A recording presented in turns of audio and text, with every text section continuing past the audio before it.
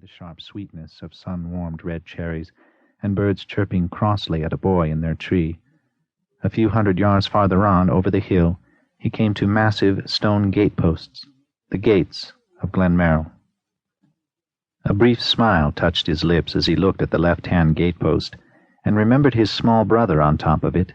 It was easy to climb from the fence, waving frantically and unnecessarily at the fire engine that had come to put out a minor fire in a servant's room. Between the gateposts, the driveway lay white and still in the moonlight, running straight in to where it curved down a hill into the trees of the park. The house itself, up a further hill, was hidden. He stood there in the stillness, looking. A tiny breeze touched his face like a brief caress. He closed his eyes for a second or two, fancying as always that she was in the wind.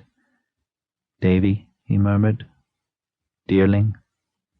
Then he walked in through the gates, the gravel crunching where he trod.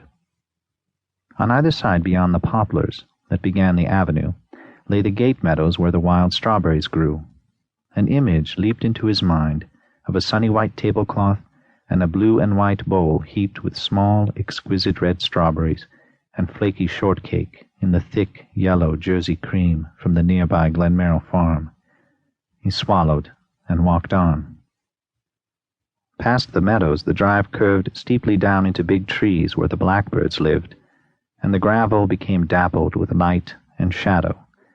Now, as he descended, he could hear a ripple of water on the left where the stream flowed, and he could see gleams of silver where the moonlight fell upon it. In the shadows, fireflies danced. At the bottom of the hill, a little glade opened on the right, and yes, there it was, the round lily pond, but dry now with grass bending over its edge. He looked at it, and suddenly it was full of water, and children stood around it in the sunlight.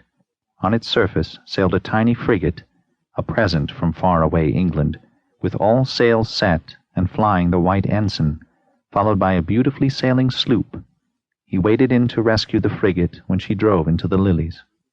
He looked again, and the pool was dry. He went on in the moonlight. At length he came to a sturdy wooden bridge. Here, long ago, he had said goodbye to his brother and Davy. Davy laughing with sunbeams filtering through the trees upon her brown hair, when he left to join the fleet. Davy, though, a few months later, had come eagerly across the blue Pacific to be near him. The real farewell, not even dreamt of then, had been farewell to Glenmerrill, for in the war years that were approaching, his youthful, vigorous father had died and the estate had had to go. Now, more than a decade later, he stood again upon the old bridge, and Davy, unbelievably, especially here, was dead too. And Glenmerrill, unchanged as far as he could see, save for the dry lily pond, lay serene and lovely under the moon. Across the bridge, the driveway swept up another gentler hill to the house. He could see it plainly now in the flood of moonlight, long and white and spacious. Once, in the years that were gone, there would have been lights, whatever the hour, if only a dim glow from his mother's room, but tonight all was dark. He could, of course, have come in the daytime and been welcomed by the present owner, but he would not see others in this place. Indeed, he would go no farther than the bridge. He looked up the hill at the big, comfortable country house with the dark woods behind and the lawns sweeping away in front, first down from the house and then up to South Hill, where he had so often lain as a boy, tracing the stars with his father's shooting telescope. Below the hill, in the far lawn, stood one willow tree. It seemed bigger than he remembered it. Now that he thought of it, so did the elm in the driveway circle and the cone of shadow that was the blue spruce in the near lawn. It looked more than twice as tall as his tall father. Beyond the spruce, the ground sloped down, except for Sycamore Point, a peninsula in a sea of grass where his father had loved to sit beneath the many-trunked sycamore.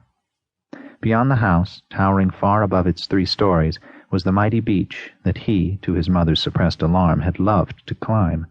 Perched twice as high as the house, he would feel the great tree sway in the wind.